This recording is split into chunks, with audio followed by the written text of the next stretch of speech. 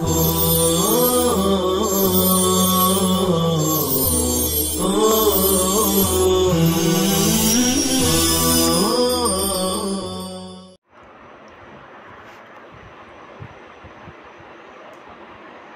اللہ الرحمن الرحیم الحمدللہ وکفا وسلام علی عبادہ الذین اصطفی اما بعد فاعوذ باللہ من الشیطان الرجیم بسم اللہ الرحمن الرحیم یستفتونک قل اللہ یفتیکم فی الکلالہ ان امرؤ ہلک لیس لہ ولد وَلَهُ أُخْتٌ فَلَهَا نِصْفُ مَا تَرَكَ وَهُوَ يَرِثُهَا إِن لَّمْ يَكُن لَّهَا وَلَدٌ صدق اللہ العلی العظیم۔ عزیز طلباء، سورہ نساء کی آخر کی آیت ہے،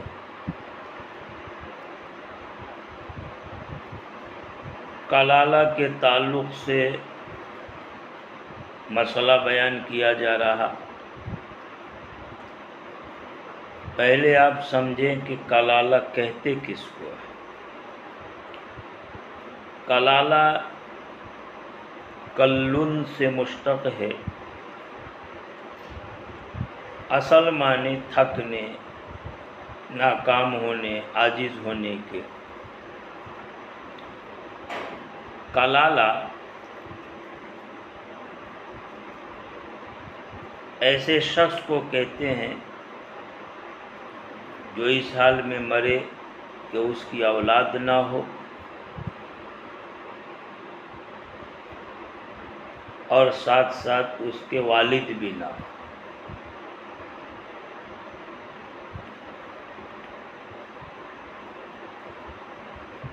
اولاد بھی نہ ہو اور والد بھی نہ ہو، یعنی فروع بھی نہ ہو اور اصول بھی نہ ہو۔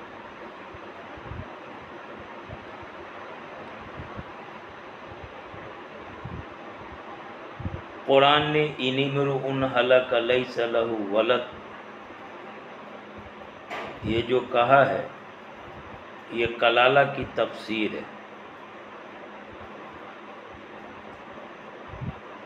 آیت میں صرف ولد کی نفی کی گئی ہے کہ اولاد نہ ہو، چنانچہ ابن جریر ابن عباس سے کلالہ کی یہی تفسیر منقول ہے۔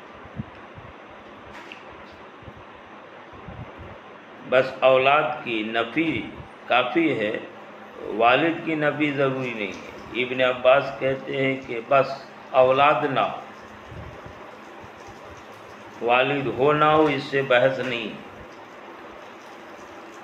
لیکن جمہور صحابہ اور جمہور تابعین کی رائے یہ ہے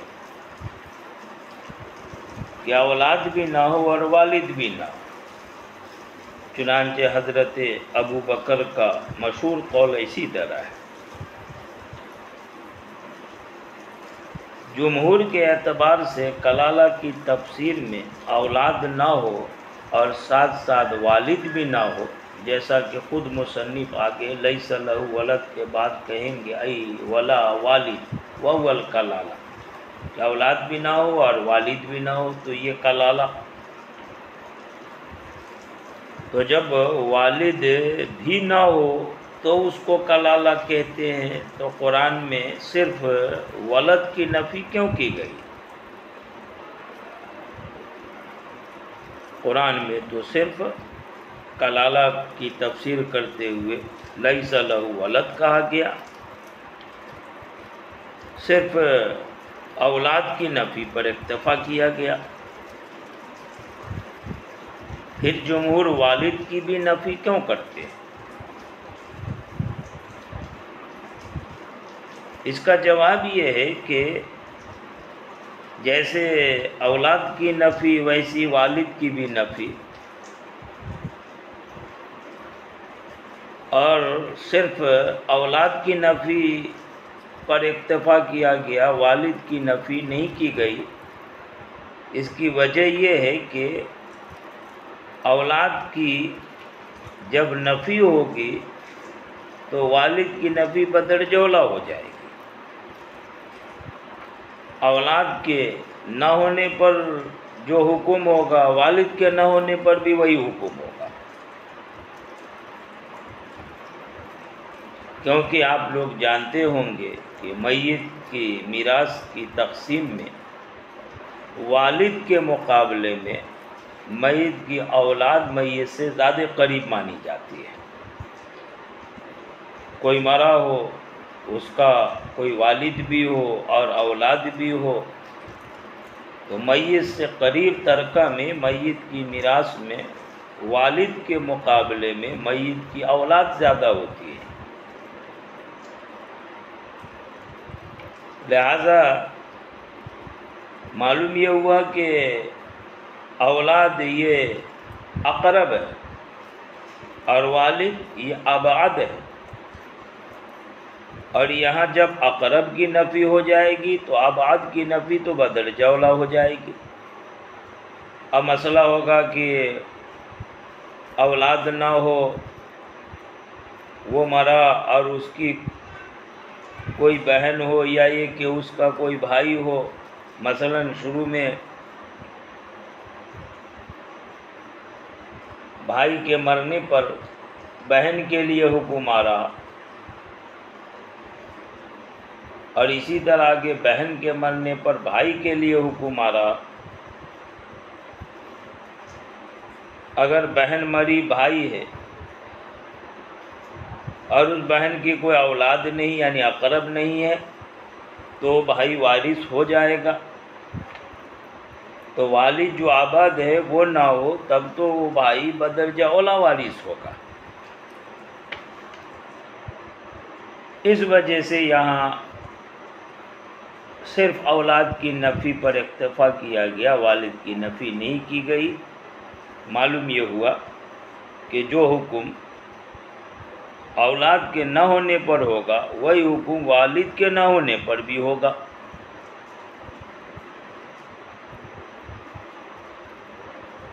بہرحال یہ آیت ہے جو کلالہ سے متعلق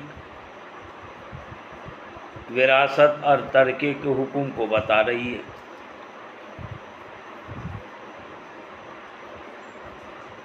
دیکھو اس سورہ میں 3 جگہ پہ وراثت کا حکم آیا۔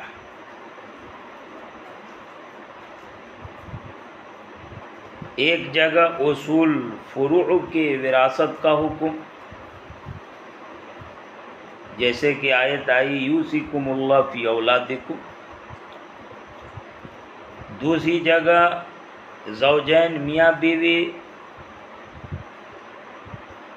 اور ماں شریک بھائی بہن کی وراثت کا حکم۔ اس بارے میں آیت آئی وَلَكُمْ نِصْفُ مَا تَرَكَ۔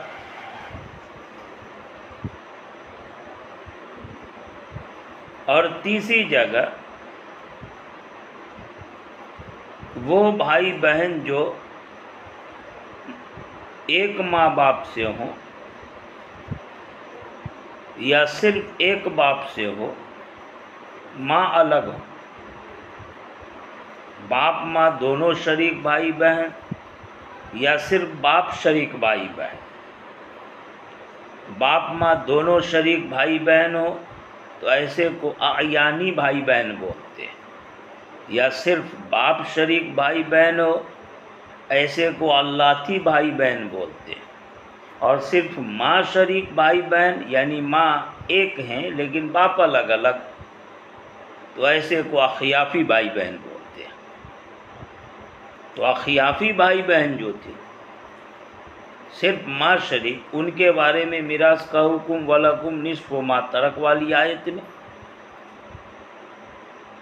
اور یہاں جو آیت ہے یہ اعیانی اور اللاتی یعنی ماں باپ دونوں شریک، ماں بھی ایک باپ بھی ایک، یا اللاتی یعنی باپ ایک ہے ماں الگ الگ، یہ اعیانی اور اللاتی بھائی بہن کی میراث کا حکم اس آیت میں بیان ہو رہا ہے۔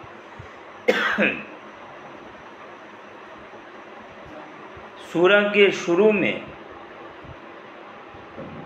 میراث کا مضمون آیا تھا، اب ختم میں بھی ویسی میراث کا مضمون آ رہا۔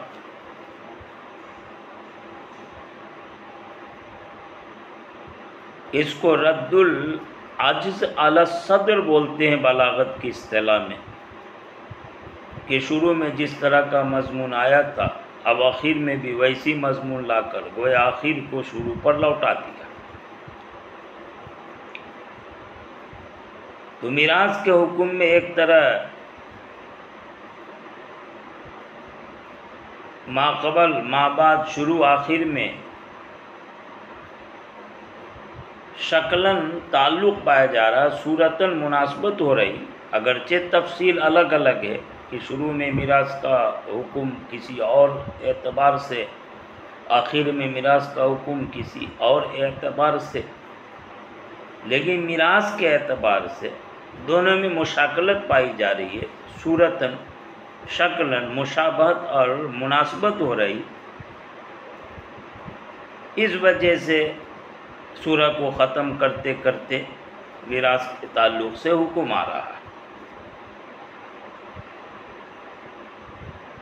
شان نزول یہ بیان کرتے ہیں کہ حضرت جابر بن عبداللہ ایک صحابی تھے، بیمار پڑ گئے تھے، آپ صلی اللہ علیہ وسلم اور حضرت ابو بکر ان کی عیادت کو تشریف لے گئے۔ جب گئے تو دیکھا کہ یہ بے ہوش، آپ صلی اللہ علیہ وسلم نے وضو فرمایا اور وضو کا بچا ہوا جو پانی تھا ان کے اوپر ڈالا، اور اس کی برکت ایسی ہوئی کہ حضرت جابر کو افاقہ ہو گیا، بے ہوشی سے وہ نکل آئے۔ دیکھا اللہ کے رسول صلی اللہ علیہ وسلم ہے، تو آپ سے عرض کیا اللہ کے رسول میں مالدار آدمی ہوں، میرے پاس مال ہے، میں اپنے مال میں کیا کروں؟ آپ صلی اللہ علیہ وسلم چونکہ اپنی طرف سے خواہش نفس سے کچھ بولتے نہیں تھے، اس لیے آپ خاموش رہے، جواب نہیں دیا۔ اس پر یہ آیت نازل ہوئی تھی، ان کی اپنی اولاد نہیں، ان کے والد نہیں، البتہ ان کی 9 یا 7 بہنیں تھیں، یہ بھائی ہیں، ان کی بہن تھی، لہذا آیت نازل ہوئی اور بھائی کے انتقال پر بہن کو کتنا حصہ ملتا ہے اس کی تفصیل بیان کی گئی۔ یستفتونک قل اللہ یفتیکم فی الکلالہ، یہ لوگ آپ سے فتویٰ پوچھتے ہیں، آپ سے مسئلہ معلوم کرتے ہیں، کس بارے میں؟ مصنف نے کہا فی الکلالہ، کلالہ کے بارے میں۔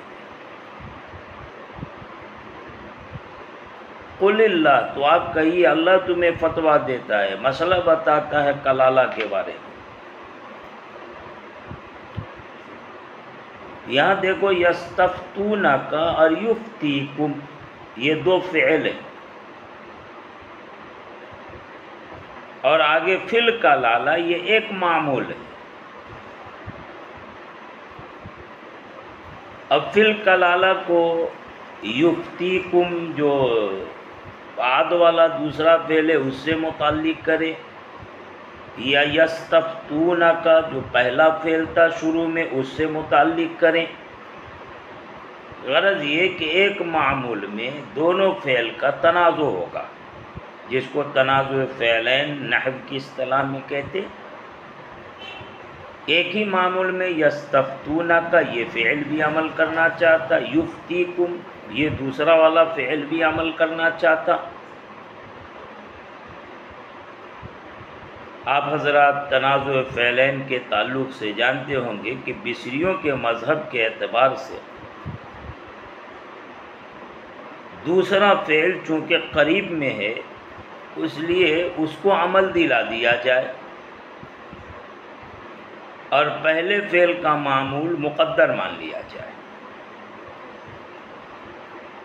تو یفتیکم یہ والا فعل فی الکلالہ اس میں عمل کرے گا، اور پہلا فعل جو یستفتون کا ہے اس کا معمول محذوف ہوگا، جس پر بعد والا فی الکلالہ یہ مذکور معمول دلالت کرے گا، تو دوسرے فعل یفتیکم کو عمل دلا دیں اور پہلے فعل کے لیے فی الکلالہ والا متعلق اور معمول محذوف مان لیں۔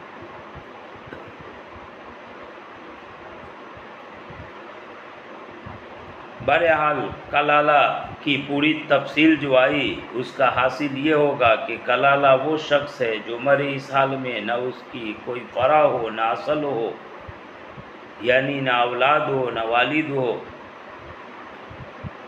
یہ لوگ آپ سے کلالہ کے بارے میں پوچھتے ہیں، فتویٰ معلوم کرتے ہیں۔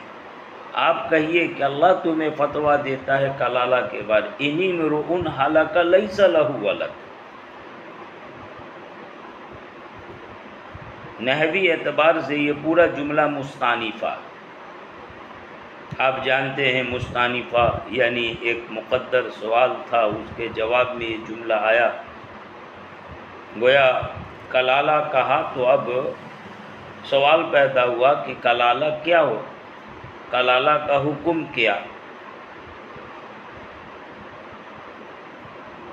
تو اس کی تفسیر بیان کی گئی کہ کلالہ یہ ہے انی امرؤ ہلک لیس لہ ولد۔ تو چونکہ یہ جملہ مستانفہ ہے اور کلالہ کی تفسیر ہے، اس لیے تجوید و قرأت کے قاعدے کے اعتبار سے کلالہ پر وقف کیا جائے گا۔ یستفتونک قل اللہ یفتیکم فی الکلالہ، یہاں پر وقف کریں گے اور پھر آگے پڑھیں گے انی امرؤ ہلک لیس لہ ولد۔ انی امرؤ مصنف فرماتے ہیں کہ امرؤ یہ جو مرفوع ہے یہ ما اضمر عامل علی شریطۃ تفسیر کے طور پر، یعنی اس کا عامل فعل محذوف ہے اور اس محذوف فعل کی تفسیر آگے والا فعل کر رہا ہے ہلاکہ۔ اس اعتبار سے یہ امرؤ یہ فاعل ہو جائے گا اور یہ پورا جملہ یہ جملہ فعلیہ ہوگا، عبارت ہوگی ان ہلاکہ امرؤ۔ اب وہ جو امرؤ سے پہلے ہلاکہ ہے اس کو حذف کر دیا، اسی کی تفسیر آگے والا فعل کر رہا ہلاکہ۔ مصنف کہتے مرفوع پہ فعل یفسرہ کہ یہ امرؤ یہ مرفوع ہے اس فعل کے ذریعے جس کی تفسیر آگے کا فعل ہلاکہ کر رہا۔ بہرحال یہ معوض میرا عامل والا شریطۃ تفسیر کے طور پر۔ سوال یہ ہے کہ اتنی ماتھا پچی کرنے کی کیا ضرورت ہے؟ فعل مقدر مانا اس کو معوض میرا عامل والا شریطی تفسیر میں سے شمار کیا، ڈائریکٹ امرؤ کو مبتدا مان لے اور آگے جو جملہ ہلاکہ کا آ رہا ہے اس کو خبر مان لے، یہ پورا جملہ جملہ اسمیہ ہو جائے، جملہ خبریہ ماننے فعل مقدر کرنے کی کیا ضرورت؟ اس کا جواب یہ ہے کہ شروع میں ان حرف شرط آ رہا، اب اگر امرؤ کو مبتدا مانیں گے تو ظاہر ہے کہ مبتدا اسم ہوگا اور یہ حرف شرط اسم پر داخل ہوگا، اور ان حرف شرط کے لیے اسم نہیں بلکہ فعل مناسب ہوتا ہے، چاہے وہ فعل ظاہر ہو یا مقدر، مذکور ہو یا محذوف ہو۔ تو ان کی وجہ سے یہاں اس کو جملہ فعلیہ میں سے قرار دیں گے، مبتدا خبر کی ترکیب کر کے جملہ اسمیہ ماننا مناسب نہیں ہوگا۔ ان امرؤ اگر کوئی شخص کوئی انسان مرفوع یہ مرفوع ہے اس فعل کے ذریعے جس کی تفسیر آگے والا فعل ہلاکہ کر رہا، ہلاکہ وہ مر جائے ہلاک ہو جائے، چاہے اس کی موت کسی طرح ہو، لیس لہ ولد اور اس کی اولاد نہ ہو، یہ پورا جملہ لیس لہ ولد یہ امرؤ کے لیے صفت ہے۔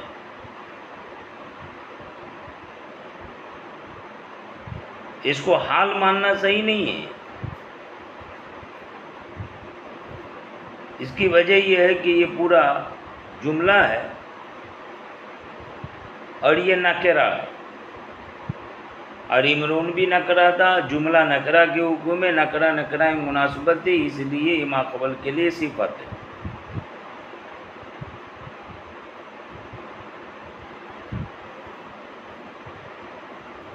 اگر کوئی شخص ہلاک ہو، انتقال کرے اور اس کے لیے اولاد نہ ہو، جمہور صحابہ اور جمہور تابعین کے قول کے اعتبار سے فرماتے ہیں ولا والد، اور نہ ہی اس کے لیے والد۔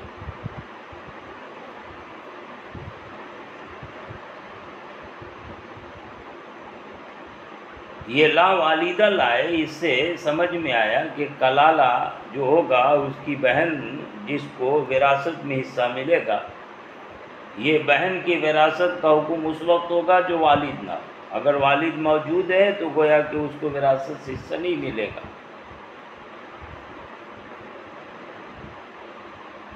وہ الکلالہ، اور ایسا آدمی کلالہ ہوتا ہے۔ حاصل یہ کہ جس کی نہ اصل ہو نہ جس کی فرع ہو۔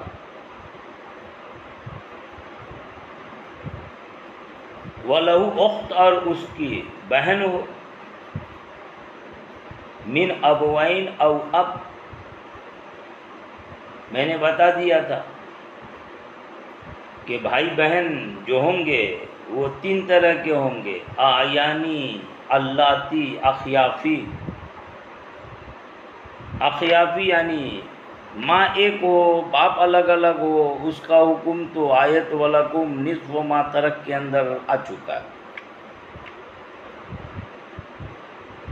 یہاں اعیانی اور اللاتی کا بیان ہے، اس لیے من ابوین او اب کہا، یعنی اس کے لیے کوئی بہن ہو من ابوین جو ماں باپ دونوں سے یا صرف باپ سے، یعنی دونوں بھائی بہن ایک ماں ایک باپ سے، یہی کہ دونوں بھائی بہن ہو، باپ تو ایک ہی ہو لیکن دونوں کی ماں الگ الگ ہو۔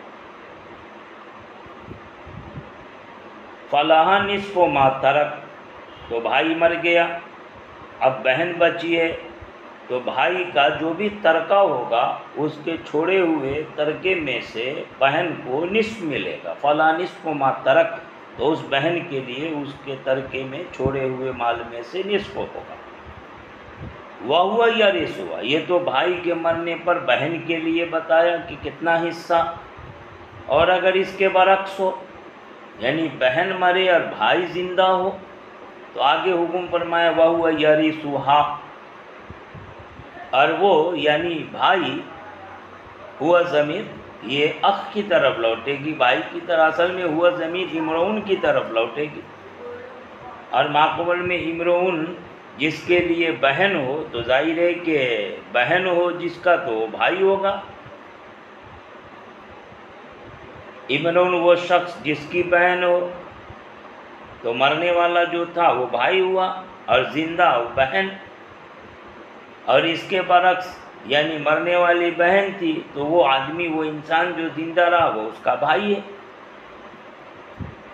وہ ہوا، اور وہ یعنی بھائی، کذالک اسی طرح، یعنی اسی طرح، یعنی اس کی بھی اولاد نہ ہو، اس کے والد زندہ نہ ہو، تو ایسی صورت میں حکم ہے کہ بہن مرے اور بھائی اس طرح کا ہو زندہ تو یرثھا، وہ بھائی بہن کے تمام مال کا وارث ہوگا۔ یعنی بہن مری، اس کی اولاد نہیں ہے، اس کے والد نہیں ہے، ایک ہی بھائی ہے ورثہ میں، تو وہ بھائی تمام مال کا وارث ہوگا۔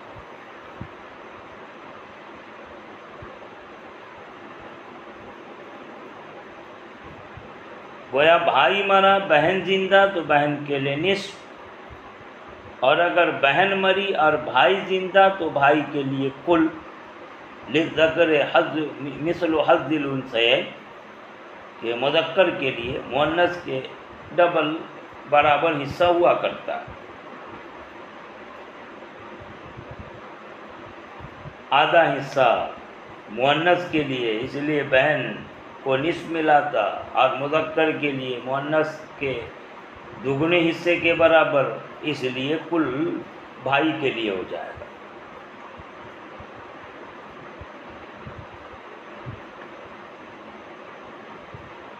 لیکن اگر بہن کے والد ہو یا یہ کہ اس کی اپنی اولاد ہو تو پھر تفصیل سے وہ حکم دوسرا ہے جو آپ مفتیوں سے فتویٰ معلوم کر سکتے ہیں۔ کہاں؟ اور وہ یعنی بھائی جو اسی طرح کلالہ یرثھا، بہن کے کلالہ ہونے پر بھائی بھی اسی طرح وارث ہوگا، جمیع ما ترکت، ان تمام مال کا وارث ہوگا بہن کے جو مال کے بہن نے چھوڑا ہے، ان لم یکن لہا ولد، اگر اس کے لیے اولاد نہ ہو۔ لیکن اگر بہن مری اور اس کے لیے اولاد ہو تو اب دو صورت ہوگی، اولاد مذکر ہے یا مؤنث۔ اگر اولاد مذکر ہے، اپنے لڑکے چھوڑ کر کے بہن مری، اس کا بھائی بھلے زندہ ہو، تو اس کو فرمایا فَإِنْ كَانَ لَهَا وَلَدٌ، اور اگر اس کے لیے اولاد ہو اور وہ مذکر ہو، ذکر، فَلَا شَيْءَ لَهُ، تو پھر بھائی کے لیے کچھ نہیں ہوگا۔ جو بھی ہوگا اس بہن کے مذکر اولاد بیٹوں کے لیے ساری وراثت، سارا ترکہ مل جائے گا۔ فَإِنْ كَانَ لَهَا وَلَدٌ ذَكَرٌ، اور اگر اس بہن کے لیے مذکر اولاد ہے، فَلَا شَيْءَ لَهُ، تو اس کے لیے یعنی بھائی کے لیے کچھ بھی نہیں۔ او انثى، دوسری صورت یہ ہے کہ اس بہن کی اولاد ہے اور وہ مذکر نہیں بلکہ مؤنث ہے۔ اب مؤنث جو اولاد ہے بیٹی، وہ یا تو ایک ہوگی یا ایک سے زیادہ ہوگی۔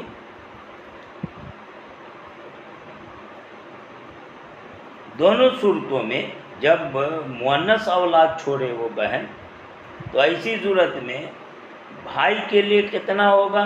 کہا کہ فَلَهُ مَا فَضَلَ عَن نَصِيبِهَا، اس بھائی کے لیے وہ حصہ ہوگا جو مؤنث اولاد کے حصے سے فاضل بچ جائے۔ اب کتنا فاضل بچے گا؟ تو اس کی تفصیل یہ ہے کہ اگر ایک لڑکی ہے اس کی تو اس کو آدھا حصہ ملتا، اور جب آدھا اس کو مل گیا تو نصف جو ہوگا یہ بھائی کے لیے ہو جائے گا۔ تو یہ فاضل جو بچا وہ نصف ہوگا جب ایک لڑکی ہو، اور اگر متعدد ہو ایک سے زائد، تو ایسی صورت میں 2 ثلث ان بہنوں کے لیے ہوں گے اور 1 ثلث یہ فاضل بچ جائے گا جو بھائی کے لیے ہوگا۔ فرمایا یا یہ کہ اس کے لیے مؤنث اولاد ہو لڑکی، فَلَهُ، تو بھائی کے لیے ما فضل عن نصیبها، اتنا ہوگا جو اس مؤنث اولاد کے حصے سے فاضل بچ جائے۔ وَلَوْ كَانَتِ الْأُخْتُ أَوِ الْأَخُ مِنْ أُمٍّ، یہ تو اوپر بھائی بہن جو آیانی اور اللاتی تھے، ماں باپ دونوں شریک یا صرف باپ شریک۔ ایک صورت یہ ہوگی کہ بھائی بہن ہیں مگر صرف ماں شریک ہے، اس کے لیے کیا حکم ہے؟ کہتے ہیں وَلَوْ كَانَتِ الْأُخْتُ أَوِ الْأَخُ مِنْ أُمٍّ، اور اگر بھائی یا بہن یہ ماں کے قبیل سے ہو، بھائی بہن ہونے کا رشتہ صرف ماں سے، یعنی مطلب ماں ایک ہے لیکن باپ دونوں کے الگ الگ، تو اس کا کیا حکم ہوگا؟ کہتے ہیں فَفَرْضُ السُّدُسُ، تو یہاں جو مفروض مقرر حصہ ہوگا شریعت میں وہ سدس کا ہوگا، یعنی یہ چھٹا حصہ ہوگا۔ اور حوالہ دیا کما تقدم اول سورہ، جیسا کہ سورہ کے شروع کے اندر یہ حکم تفصیل سے آ گیا۔ آیت وَإِنْ كَانَ رَجُلٌ يُورَثُ كَلَالَةً، اس کے اندر یہ حکم تفصیل سے بیان کیا جا چکا ہے۔